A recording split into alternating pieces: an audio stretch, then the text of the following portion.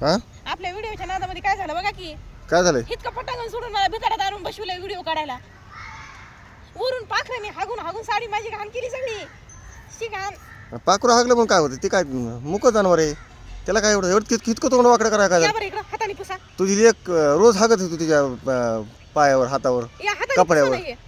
आणि त्यात काय अवघड आहे? सगळेजण म्हणतात हे बघा इकडून बी हागले. सगळेजण म्हणतात असेच व्हिडिओ काढतात, असेच व्हिडिओ बनवतात. सोपं नाहीये. 4 मिनिटं कॅमेऱ्यासमोर बोललं ना खूप अवघड असतं आणि खूप डोक्याची मंडई होती. सोपं नाही व्हिडिओ काढणं. त्या व्हिडिओच्या नादात काय काय कुठं नाही होते ना माझी मलाच माहिती आहे.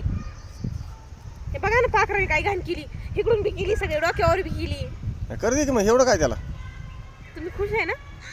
आता आपण शेतकरीच लेकरं आहेत. शेतकऱ्याचा विषय नाही मग खायचं का पाखराचं गो?